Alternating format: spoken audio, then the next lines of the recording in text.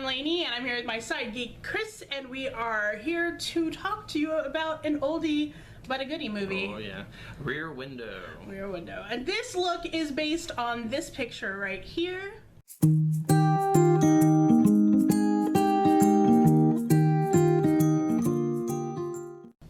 Other looks that Grace Kelly wore in this movie. I just feel like she's really iconic in this movie. Like what she wears and how she looks is very of the time period, yeah, but super she's classy. Still, oh yeah, but she's still super glamorous. And also in this video, I will be using the It Cosmetics Pretty Natural Matte Palette along with my review of the Revlon HD lipstick, which is brand new and totally red, and not sure how I feel about this, but we'll go with it. So anyway, if you are wanting to see how I did this look, make sure you keep watching.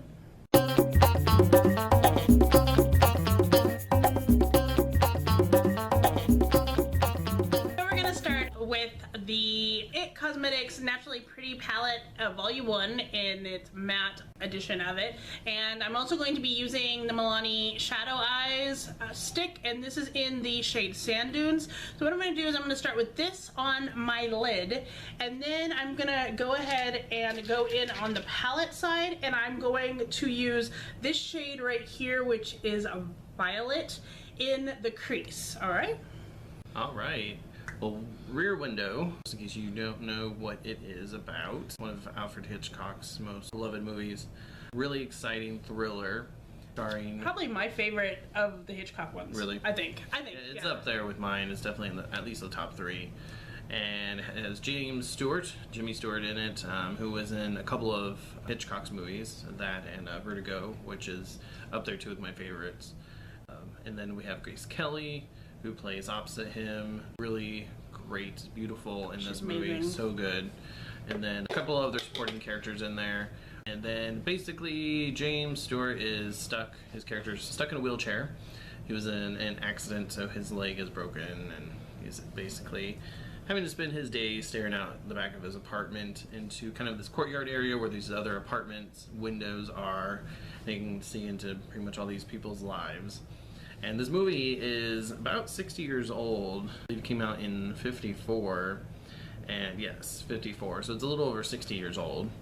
So, but at that time, that was kind of, you know, really interesting thing, you know, kind of peering into other people's lives and stuff like that. It's not really an okay thing to do, so... They didn't have cable. Yeah. You didn't have cable. Or Netflix. Like no Netflix. So that's how he entertained himself, was just kind of watching these other people and seeing all the other strange, interesting, different lives. Like a ballet dancer across the way. There's a newly married couple that just came in, moved into an apartment next to him. There's a guy that's like a songwriter, lives in a studio apartment. Mm-hmm. And there's a couple other random people. And there's a lady who obviously lives alone, and she doesn't date a lot.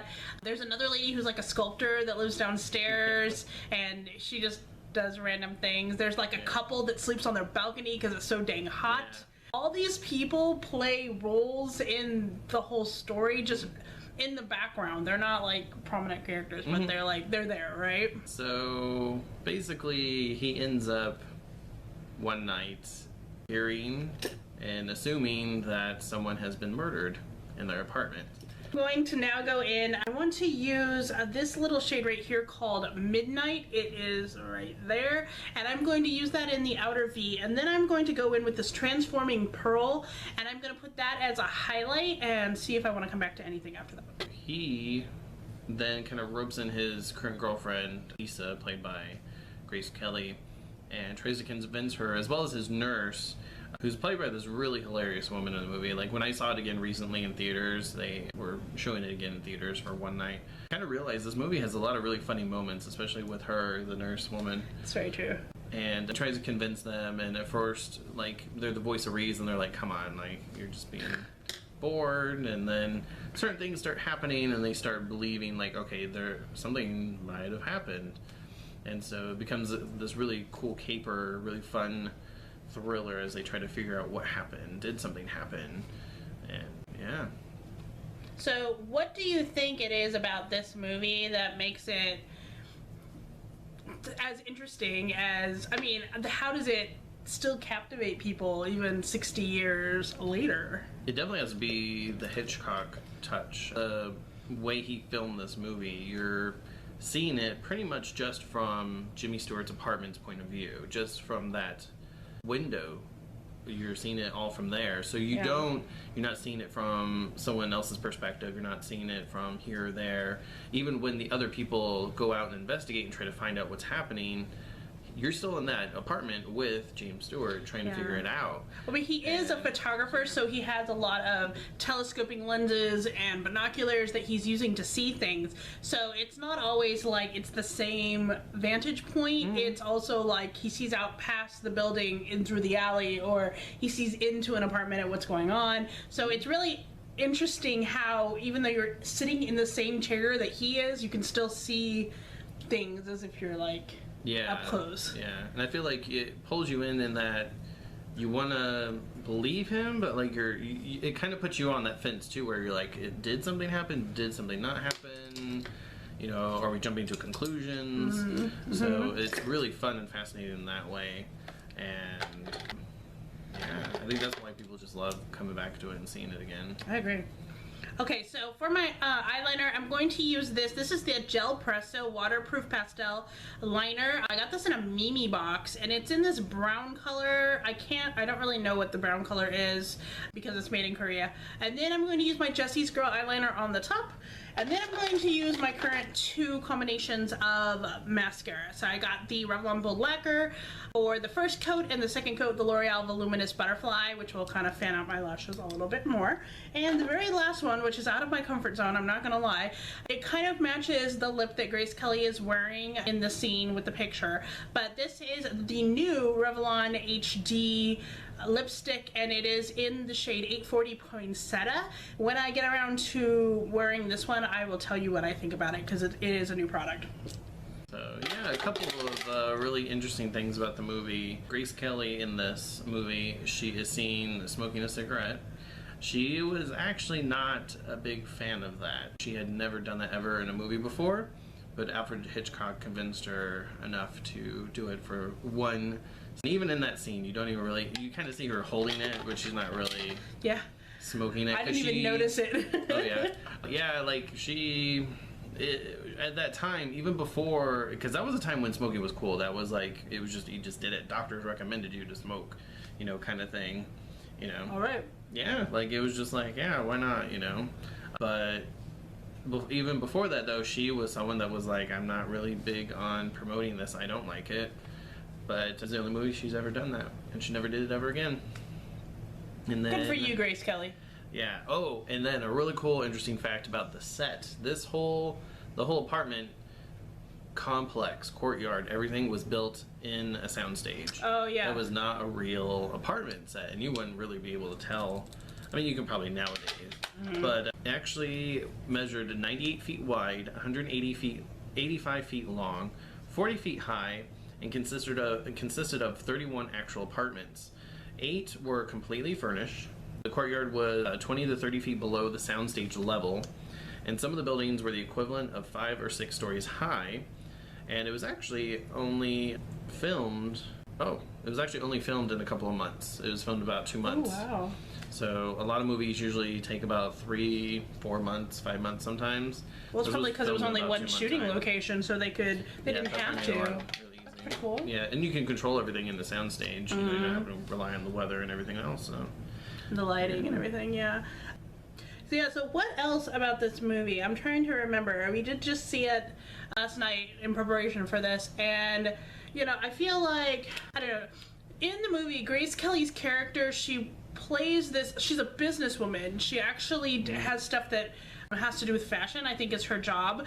And what's really cool about her in this movie, we were talking about it, is in so many other movies like this, in that time period, you see the woman as kind of being this like person who needs to be protected, and this is a completely opposite character for her. Like, she in this thing, not only does she not care that the guy that she's with thinks that he doesn't deserve her because he's just a photographer and she's got all the money, but she came into that money from her own job. So she doesn't care.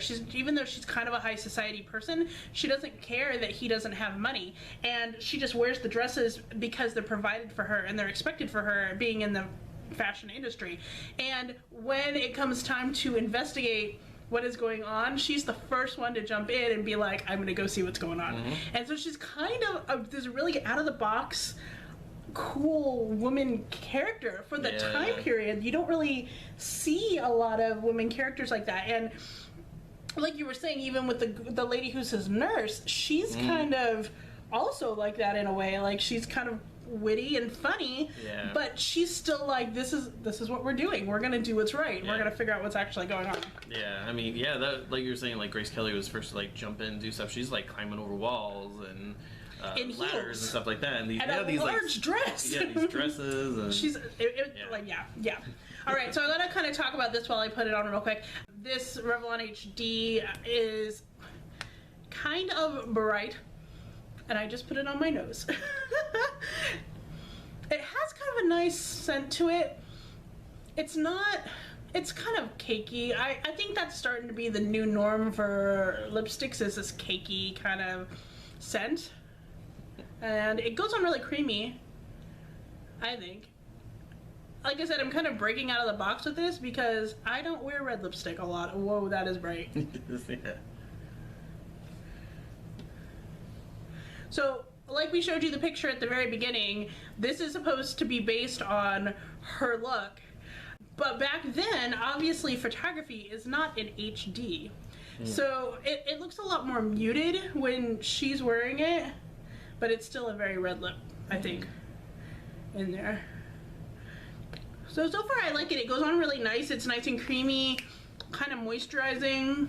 Doesn't look like it's running too much either, which is nice. So this is the finished look for Rear Window. These lips are crazy red. I feel like it's redder. Here, let me swatch it for you. I feel like it's redder on the lips than in the tube. What do you think? Yeah. It's nice. It matches like what she had, though. It kind of does, And that, I mean, she was fair-skinned, so... Yeah, and she has hooded eyes, like I do too, so... Yeah, she's... Yeah, probably like my favorite Hitchcock heroine. Yeah. For sure. One. I'd say like what this else? Look is like good, like going out kind of thing. Probably not a natural day look. Probably like a going out kind of look. Yeah. Alright, so that is our review of Rear Window and the cosmetics palette and the Revlon HD lipstick. If you are looking for more makeup in a movie, make sure you look down below. We're going to put your videos there. And make sure you subscribe to us so that you can see more of this. Or if you want a review on the palette, make sure you go over to my blog because it will be going there in a little while. Anyway, so thank you so much for watching. And until next time, keep calm. Stay zany. Bye.